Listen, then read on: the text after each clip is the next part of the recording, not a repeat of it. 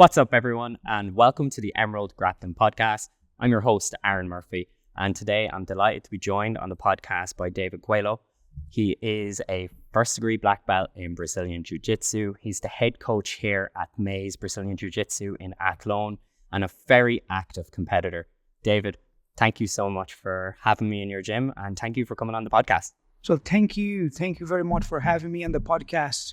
And hope to have a good conversation with you today, Aaron. I'm really looking forward to it. As I said before we went on live on air, that when I was looking to put a list of guests together, I was trying to think of guests that I've seen compete, people that I've interacted with, and I've seen so many of your students and yourself competing at so many local competitions, so it just made sense to have you on. So once again, thank you for coming on the podcast. Yeah, it's amazing. So I don't like to push my students to competition. I think competition is good, it's important, but just a small part of jiu-jitsu. But as I like to compete, you're going to see me very often in competitions. So my students like to follow me as well, so they compete a lot as well. Leading from the front, that's what I like to hear. And for anyone who might not know you, maybe you can tell us a bit about your background and how you got started in Brazilian Jiu-Jitsu. So my very first contact with Jiu-Jitsu, I was very young. I was 12, 13 years old. And then I did jiu-jitsu for 1 year and a half, maybe 2 years. And then I stopped for a long time and came back as an adult. I came back, when I came back, my first coach was Daniel Viana in São Gonçalo, Rio de Janeiro, where I got my blue belt. And then as soon as I got my blue belt, I moved and I started training in Gracie Muay Thai with Ricardo Falcon. And Ricardo Falcon received me as a blue belt and then promoted me to purple, brown, black, and my first stripe to black belts from Ricardo Falcon as well. I'm very lucky, I used to say that, because Daniel and Ricardo Falcon, they both are very different. They have different perspective of jiu-jitsu. Daniel is very pragmatic and focused more on the mechanics of the movement, the technical aspects. Ricardo Falcon showed me another side of jiu-jitsu, the lifestyle, and how to use jiu-jitsu for become a better person, improve your day-to-day stuff, using jiu-jitsu as a tool to achieve your goals and things like that, to be strong mentally and this kind of philosophical things of jiu-jitsu. That's very important. It's a good combination as well. If you are like a good athlete, a good technical guy, but also be a good person, your jiu-jitsu is better in general, if you know what I mean. Yeah, absolutely. You see it with a lot of athletes, even not just Irish or Brazilian, like everyone else. People are always gravitated towards the nice people, and they always have nice, clean, smooth jiu-jitsu as well. Yes, exactly. Yeah, that's the idea. And from going from two different coaches, were you able to take bits of information from both and kind of create your own unique approach, or did you follow one more than the other? Yeah, I definitely follow more Ricardo Falcon than, not only in jiu-jitsu, but in general, because Ricardo helped me in tough moments of my life and give me advices and, guiding me and all the stuff. So I definitely follow him more. But when I build my plan for training and to playing my classes and my goals, I definitely bring things for both from both perspectives, the technical aspect, the mechanics, but also the lifestyle. That's very important, because you can be very young and train hard and be tough and be very technical, but jiu-jitsu is not only when you're young and tough and technical, it's for life. And it's important to have that in mind, that jiu-jitsu is going to be in your life forever, and how to bring this perspective and how to train for that purpose. Ricardo Falcon, who taught me how to do that. It's not just the body and mind, it's body, mind, and soul. Yes, I think it's everything combined, definitely, yeah. It's the triangle, isn't it? Yes. Even in part of the graduation, that's a very important aspect of jiu-jitsu and gym and the training. So being a nice training partner, being someone that helps each other, being part of the group. So this is important to be higher belt, especially to get a brown and black belt. To be a nice guy is big part of your evaluation to achieve that. Everyone always gravitates towards that. It's nearly like a good core value to have as well, as a person and on the mats. Yeah. So Jiu-Jitsu is so everyone agrees that Jiu-Jitsu is an individual sport, but the training and the process is not individual at all. So when we go, for example, to a competition, we are there alone. Of course, we are facing another opponent, but we are bringing with us a lot of training partners, a lot of advices, and a lot of experience that we got from our training partners. So it's very important to have this connection with your team to be a good athlete, a good jiu-jitsu guy. So develop your skill to be nice guy, a nice friend, and help each other is going to help you with your jiu-jitsu. 100% agree with that. And you mentioned about growing up in Brazil, and then you're obviously here now in Ireland. How was that transition from moving from Brazil to Ireland? And maybe was there many differences from the way Irish people approach training compared to how people in Brazil would approach the same training? I think, I think even the cultural thing, we are quite similar, So we have sense of humor, so we can, Irish people are very easy to have a friendship with them. So it's kind of the same we have in Brazil. I would say the main difference in between, I'm from Rio de Janeiro, between Rio and Ireland, is the quantity. So we have jiu-jitsu. So a lot of friends doing jiu-jitsu, a lot of people doing jiu-jitsu everywhere, and that's more common in Rio than in Ireland. But even now, in Ireland, jiu-jitsu is growing very fast.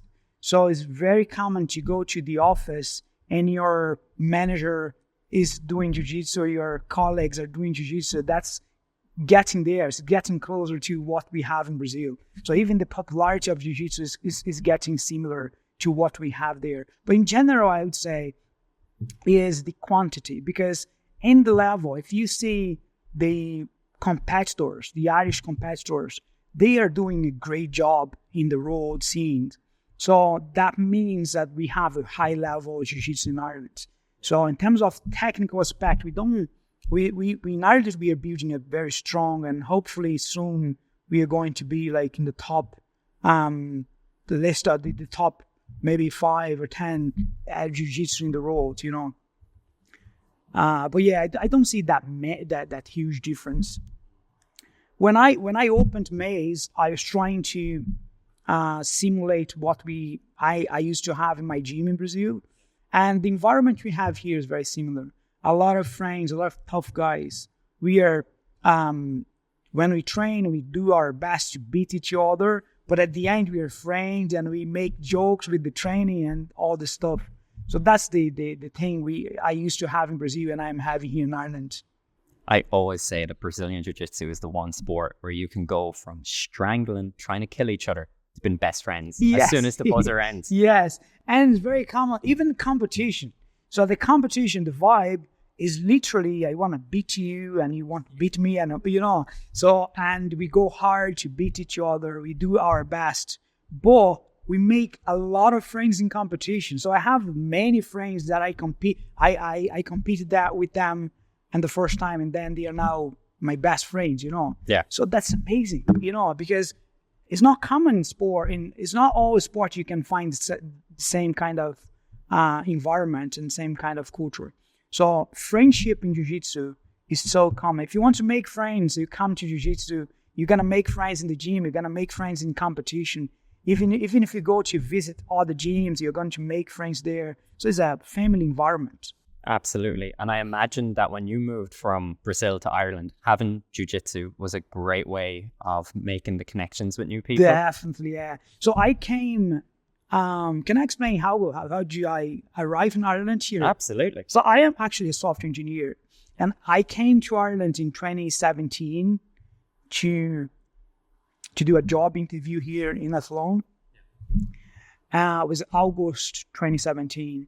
And the first thing I put in my bag was the gi. So, so then I was So I checked the address, the location, and then I was searching for gyms around the location. And then the first thing, hey guys, can I visit for a training? And then before going to the interview, I was training in the gym here in Athlone, visiting, making friends. So, so Jiu-Jitsu definitely opened the door for you to make new friends. And that is amazing, because even moving to a country where you don't know anyone, you can make friends before going to the job, before, making any friendship in the job. And then I passed the interview and I moved in December 2017. And I arrived in 4th of December 2017, and I came from the airport straight to the gym for training. That's amazing, yeah. That's crazy. And you obviously got the job and you were here. So I'd imagine having jiu-jitsu there, was that nice, like it reminded you of home, and then you were in a new environment too. Definitely, yeah.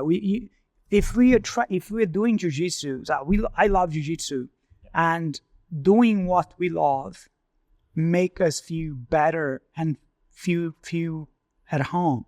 So even though like far from my family, and I feel at home because I'm not isolated. I'm going to the gym every day, making friends and having fun.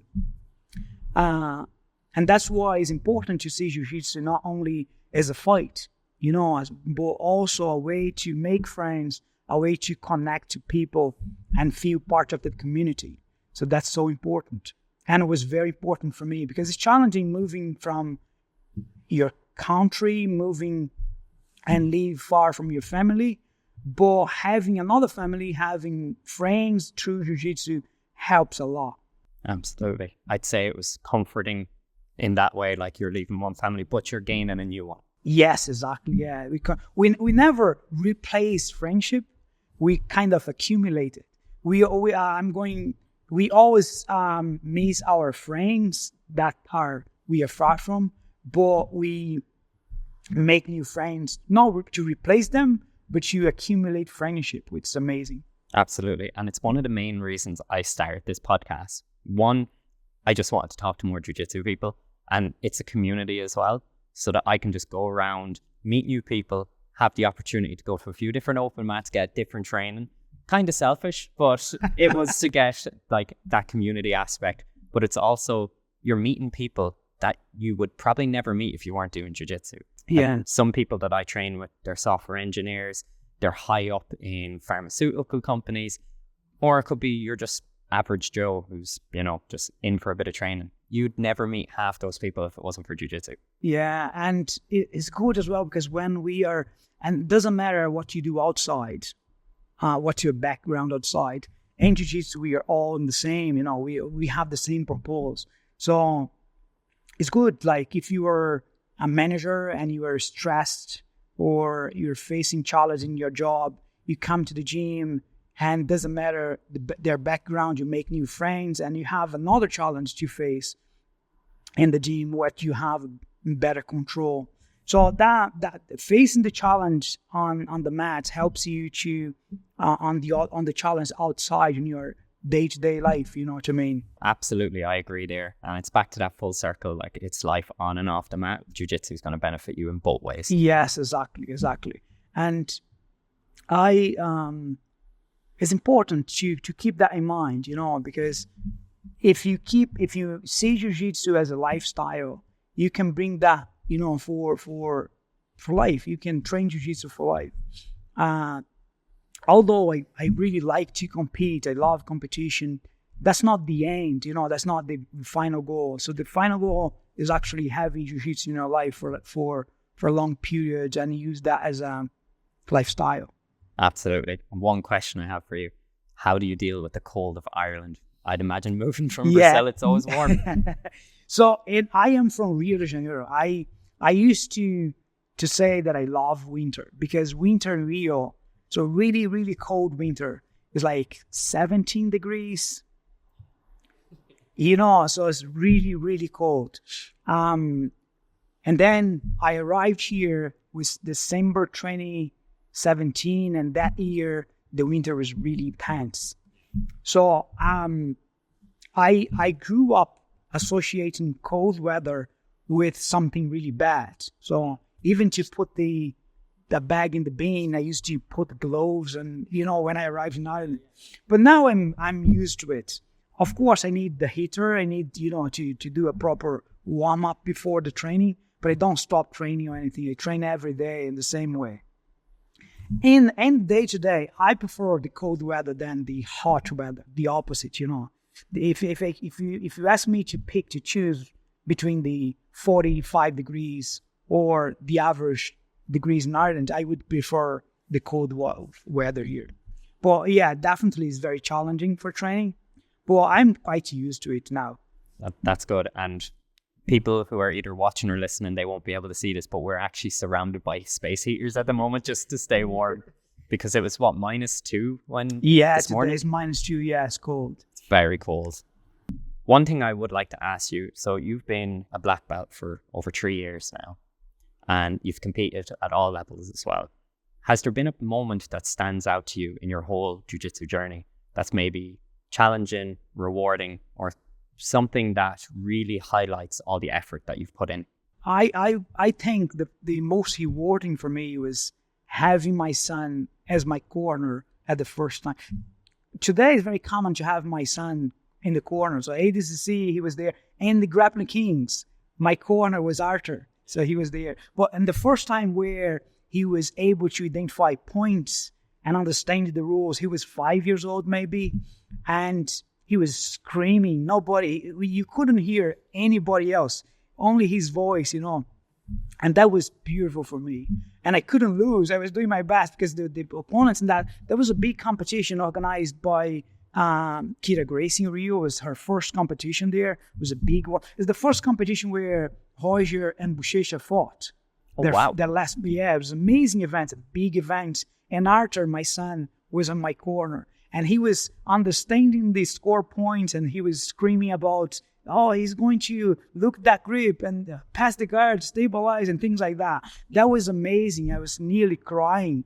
And when I won the final, the referee allowed me to go outside before the end of the match because you can't go outside before. And then to go there and hug your son. And then I kissed him. And, it was a beautiful moment. And for me, I have a lot of pictures of that moment. And for me, it was like the main competition because of that experience, Damn, and having your son there. And I've met your son at the Sam McNally seminar that you hosted last year.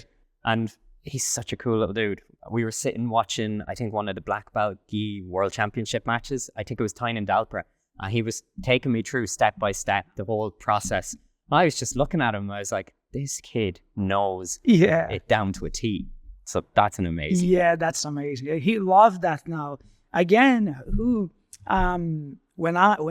he started when he was 3 years old.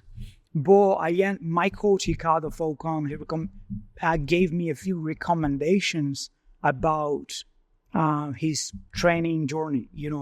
Because as a father, we were very tempting to push our kids. Oh, you have to train, you have to do this and do that.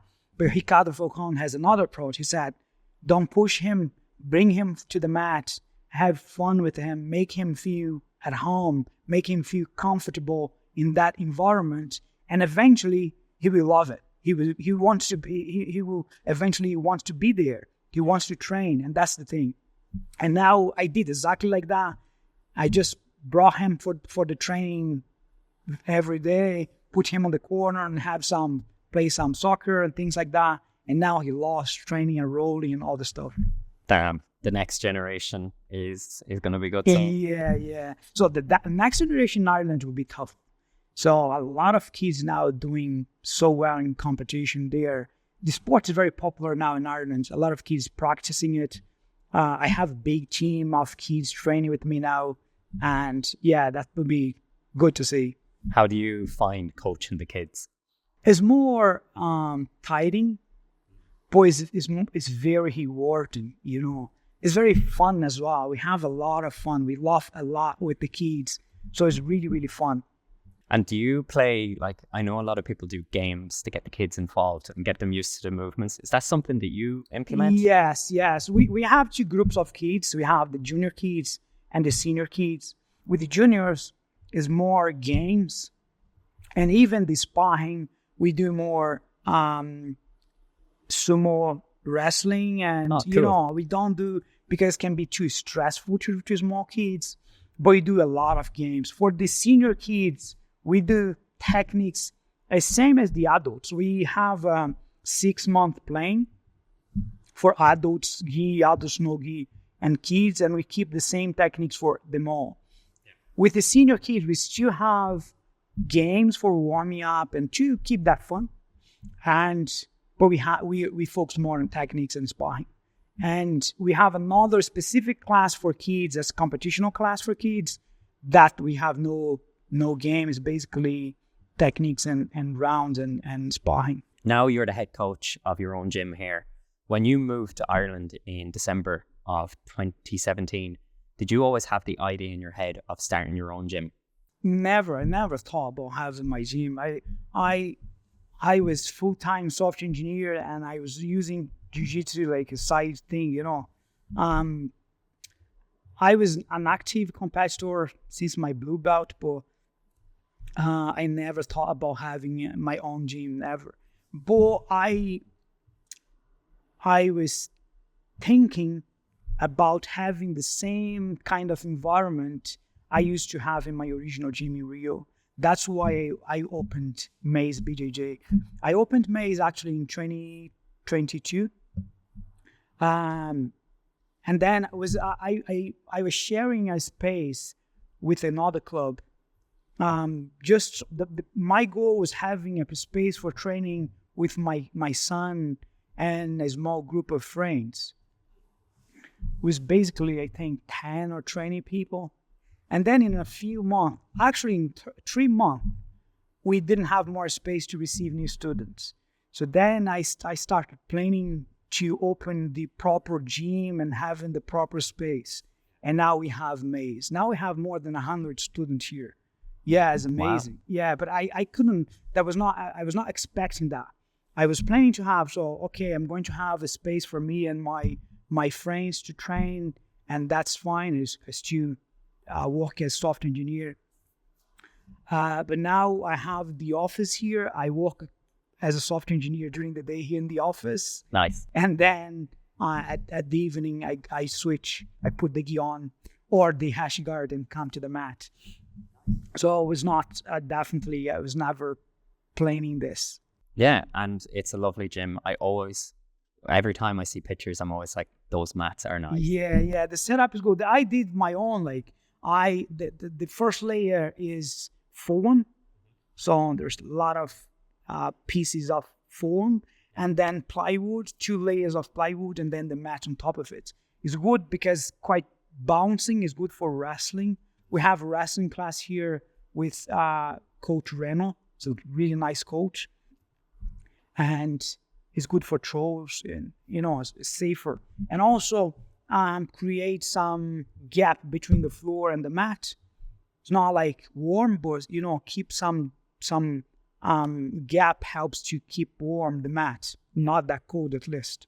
And it's nice for, as you were saying, throws and wrestling. Yes. Because nothing is worse than when there's mats just on the ground and you get thrown down. Yes, it's too tight. Bang. Yeah. It's a lot of pain. Yes.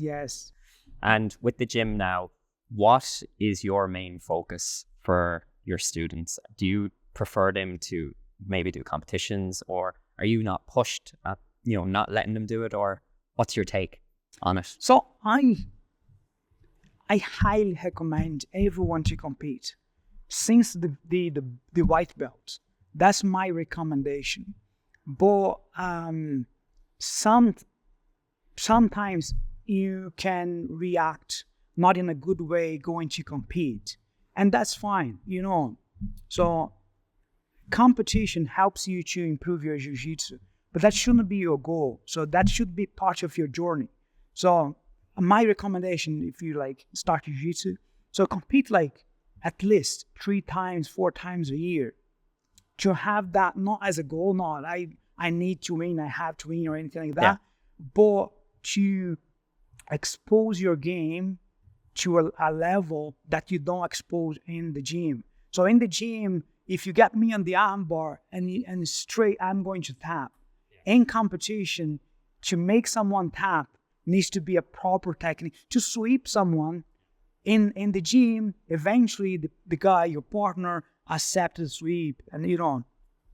But in competition, the sweep needs to be perfect to score the point, or you know, or your guard as well. The intensity helps you to find gaps in your game, and that helps you to improve your game. So definitely is a recommendation for me. Go for competition, playing the year, make competition be part of your learning process. But I don't like to push people, because I know some guys feels very nervous. They don't react well. It's too much stress for them, which is fine. Keep training. The main thing is keep training, but if you can, compete. And don't wait too much. One common mistake for guys starting jiu-jitsu is like, no, I'm not competing as white belt now because I'm not ready. And then I'm going to wait a bit more. And then that pass 1 year and then get blue belt. And they say, I can't compete now. I'm so new in the blue belts. I'm going to wait more. And then I'm training past 1 year, 2 years, and then they get purple. And that's harder now because they never competed. And now they're purple belts and they're even more afraid.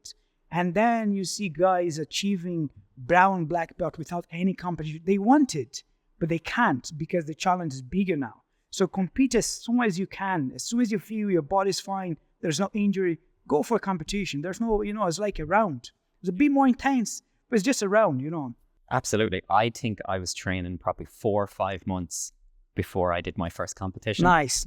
And it went terrible, don't get me wrong. And Aaron Scully, if you're watching or listening, he was my very first opponent and he got me with like a punch choke.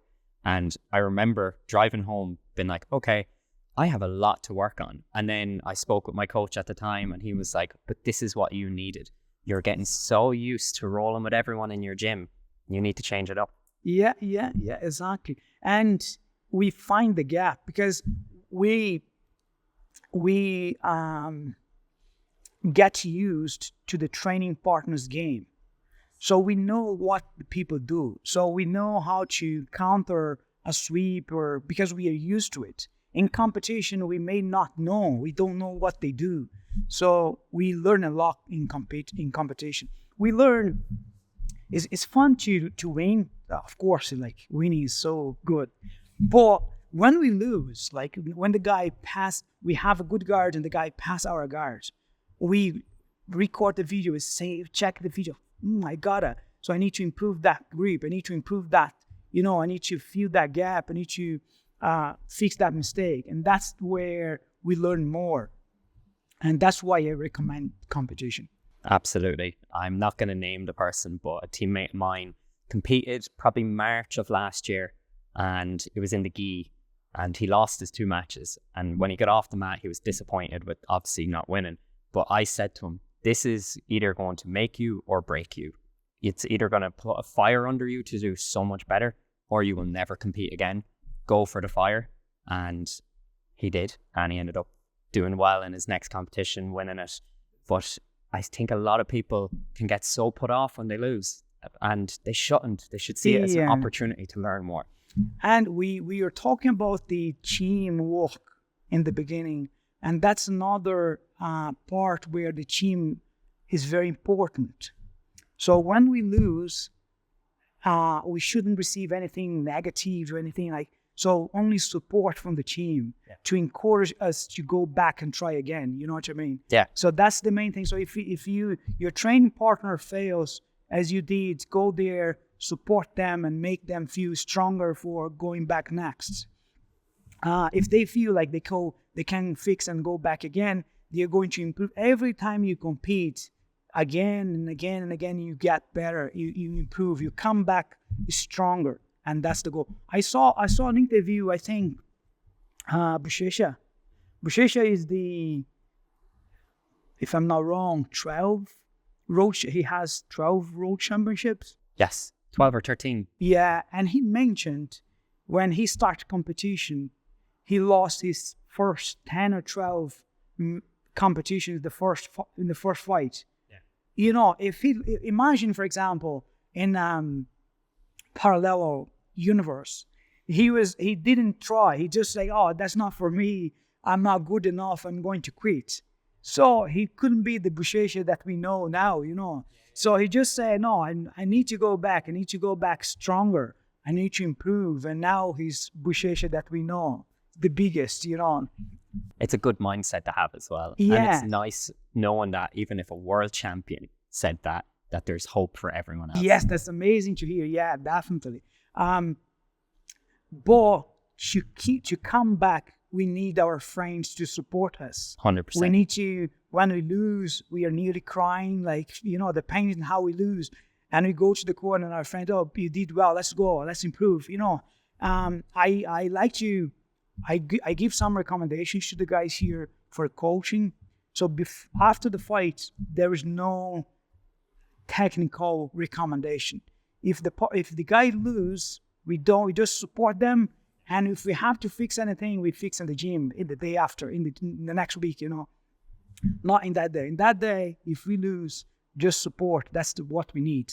Absolutely. And I myself, I'm not the best at competing, but I like to challenge myself and do it. Nice. And one thing I like about my teammates and that is if any of us win, lose, we're still coming over and we're like, you did a great job. Nice. And it's encouraging, and it really does help when you go to compete again, because your teammates aren't going to be like, you sucked, you did terrible. Yes. They're there telling you like, you did really good. And as you said, the next day we go back to the gym, we watch the video footage, and then we break down like, okay, this is what we need to work on. This is what you did wrong. If you tried this grip instead, or if it's no B, go for another option. Exactly, yeah. In the gym, we fix the technical aspects. In the competition, we support each other, encourage each other, and that's the thing. Yeah.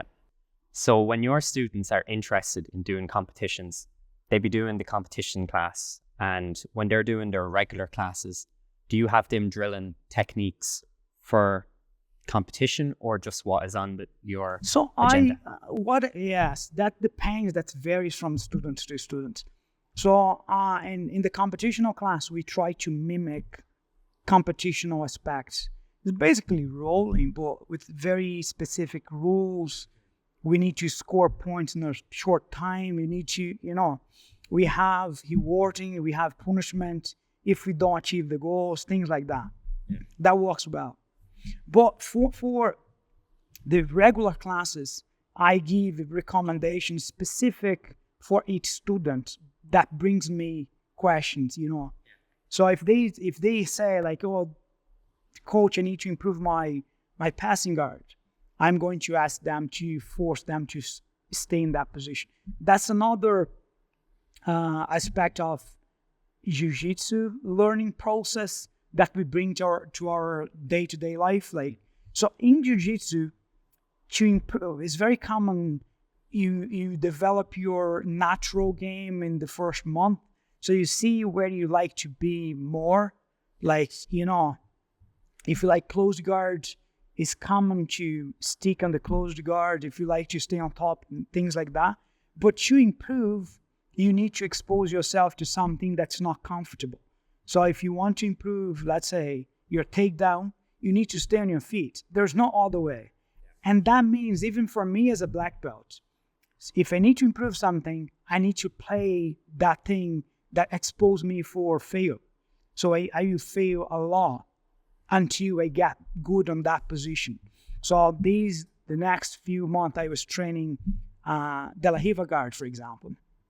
In the beginning, even blue belts, they pass my guard because I'm not used to it. Yeah. But that's fine. Eventually, I get better on that, and I will be good enough to play the De La Riva properly and avoid the passing guard. So you need to kind of go back to be better in that specific position. So if that's the case, I suggest the guy to start the roll, the rounds in that specific position. They want to improve. They want to include that game. So it's kind of giving some step backwards to be better and then improve your game. We do these kind of things all the time, because if you stick on the kind of game you do well, you're going to have amazing rounds, but you never improve your game and include new things on your game. You need to be humble and, go backwards to improve and include something new. So growth through discomfort. Yes, definitely, yeah. But not randomly, like not like you don't put yourself in a bad position. You're just like trying to learn something that naturally puts yourself in a bad position, but not because you want. It's because you don't play well that technique. And you have to insist in playing that technique you don't do well, because that's the only way you improve. You're getting into those positions and you're working from them to figure out how to improve. Exactly, yeah. And go again, and the guys pass your guards, meet you, and then you say, not good, go back. What should I do now? I even the training, I suggest the guys record if they want, so because recording is very good as well to see how the guys pass your guard, how the guys swept you, and then using the video, you can study and go back and fix the mistakes.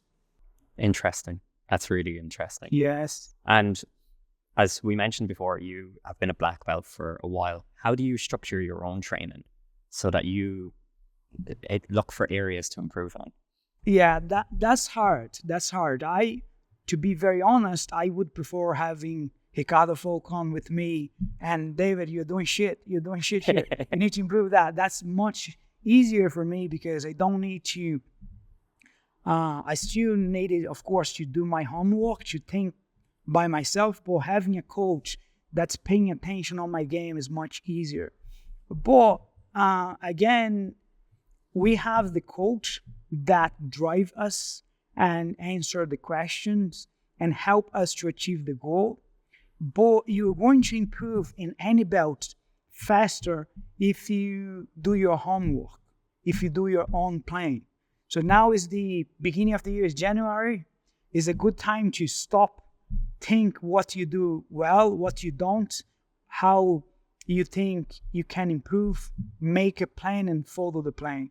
So even having a coach is important to be like to drive your own process, make notes, have plans. So I used to do that since the very beginning, and I do that now because I need more, because I don't have a black belt on top of me training every day and helping me to improve. So it's important for me, but I also recommend to my students to do the same. Have your plan, try to identify your gaps, try to identify things that you need to improve during the rounds, during the training, and write down, that's important, and set goals and try to achieve goals. You're in the driver's seat of your own progress, really. Yes, that's the best way. So only having the coach to help you to do that, to drive you to do that, is not as good as you doing that for your own. Even the coach helps you better if you come to your coach with questions and things that you need to improve. Maybe you don't have all the answer for yourself, but you should have the questions. You should have the things, the list of things that you think you need to improve. That's important. And then the coach is going to help you to achieve your goal. Absolutely. I always found when I went to any seminars, it would be on the area that I'm focused on. So when you had Sam here, we were doing a lot of the open guard, but his concept of, attacking and then off balancing, like that was something that I had questions about because I've studied Stan's game. Nice. So when he was doing the Q&A section, I had questions. Nice. Yeah, that's amazing. So having questions means that you're paying attention in your game. If you have if you're playing something, especially new, and have no question, maybe you're not paying attention enough in your game, because I'm training that for a few years and I still have a lot of questions, a lot of things to improve. So it's impossible not having questions, on something you're learning. Absolutely. I think Tyrone and Lyndon, where I train, I asked them so many questions, so they're probably sick of me. Sorry, everyone. Amazing. And just to even tie back to your gym here now, what is your vision for the gym? What would you like to see the gym do in the next maybe 2 to 5 years? I think I have a clear vision and dreams as well. I'm a dreamer. We are. But I have two things. So one is the community side. So I have kids, a lot of kids. I have like strong and competitive kids, but I also have kids with autism, so, and I would like to see these kids, they are very introvert, they are very insecure, in a few years, so strong and doing well and choking people, Yeah. So that's like, that makes me really, really proud and delighted. And to be very honest, that's the main thing for me. And the other side is these kids, they are already strong, they are already confident, doing well in competition, getting some results in competition. This year, 2025, is the first year of Maze kids going to competition regularly. So I define the plans, set the goals for the kids, and we are starting competing this year with the kids.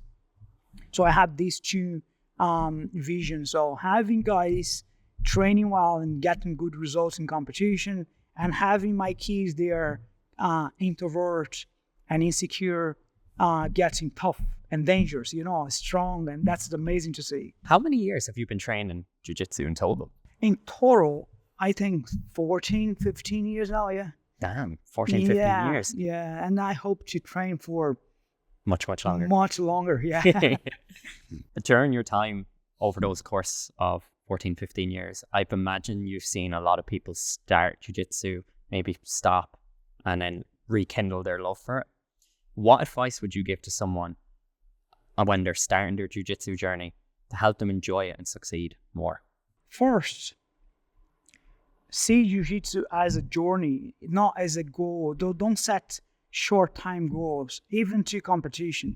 So if you go to compete in the first time, don't see that competition as a goal, because it's not. So if you win or not, you're not going to retire after that competition. So it's good to win, but that's not the end. So see that as a progress, and include jiu-jitsu as a lifestyle for you, as a way to keep fit, to stay fit, is a way to make friends. And that will help you to keep jiu-jitsu in your life for longer. Also, focus on learning. So jiu-jitsu is more about learning, is about the skill acquisition. So there's a lot of techniques and approach that you can either copy from other people, but also develop your own ways to have a better performance in terms of skill acquisition.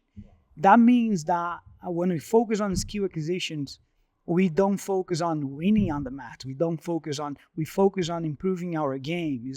How can I be better than me today? Not better than my opponent or my partner, because that's not the goal. So see as a skill acquisition, see as a journey, as a long journey, hopefully, and that's going to be included in your life. During your journey, how did you keep encouraging yourself to do it? Because I know at times for myself, I'd think, I'm not getting any better at this, or not. Sometimes you do enjoy it, sometimes you don't enjoy it. I'd imagine you've had that as well. Definitely, yeah, many times. Depending on the belt as well. Some belts for me was tougher, some belts are more enjoyable, and that's fine, that happens. Depending on the life moments as well. So again, jiu-jitsu, if you come to the gym and make friends, you're gonna miss your friends in the gym. So even if you don't want to roll, if you don't want to do the sparring, go there to learn the technique, do some drills and learn a new technique of the day, and have a chat with your friends in the corner. And that's it, and go home. You don't have to roll if you don't want. You don't have to roll if you're injured or not feeling comfortable. Just go there to see your friends, and that's rewarding, because you're going to see that you're going to make a lot of long life friends through jiu-jitsu. I have friends that I met them in the first day in the class, and they are still my friends today, and that's going to last for life. And that's the main thing. So what can be better to make friends? What can be better to make to have people that you love and do the same sport with you. It's not about winning them. Of course, if you beat your friends, it's much fun. But you have things to talk to him. But that's not the goal. The goal is be surrounded by people that you love, making friends, and stay with them, and bring these people to your outside life. Not only on the gym. So that's the goal. Stay with your friends. Build your family in the mat. And that's going to keep you in jiu-jitsu for long. Even those days that you don't want to go, especially if you have a friend. So I have a few friends, even here, my students, we do a lot of trash talk on the training, Yeah. So if you and your friends, you like to stay with them, you like to train with them, you don't want to lose them, at least not that often. So you want to beat them as well. So you want to keep training to beat your friends as well, So having friendship, build your friendship in the gym, in the training is amazing. And that helps you. One is going to help each other. Let's go, let's train. And that's a good approach and a natural approach to keep active and keep training for longer. And it's always nice to have the bragging rights over your friends. Yeah. I've tapped you so many times. You don't pass my guard, Exactly. And you mentioned about some belts being tougher than the others. What was your hardest belt? For me, it was blue, yeah. So I think the blue is the hardest. And the blue belt, I didn't win any gold. I competed a lot, but I didn't win. It was really, really tough for me. And the thing for blue belts, as I said, in Brazil, the quantity. So if you go to a competition and the blue belt lightweight, blue belt featherweight, that's my division. So it's too many guys competing. And the problem is you can be a good white belt, if we can call it that way. So for white belt, you're doing well. And then you think you know jiu-jitsu, and then your coach moves you to blue belt. And you feel like, wow, what's happening now? I don't know anything. And that's quite depressing. I feel like, last week I was doing well. And now the guys don't allow me to do any movement, even a single grip. And that's why blue belt for me was tough. And then I went back to compete in the blue belt since like the first month. And I didn't do well. And I didn't win in the blue belt any gold medal. Was just silver and very close and average gold. And then I got injury as well. I have a bad injury in my knee in competition. And then as soon as I got my purple belt, I think my purple belt in December, and then in January I went back to compete. My purple belt, I won almost everything, and the purple, yeah, it was nice. Funny, yeah. And so I was so happy, so the award, the titles and the medals. But the blue belt was definitely the hardest for me, and the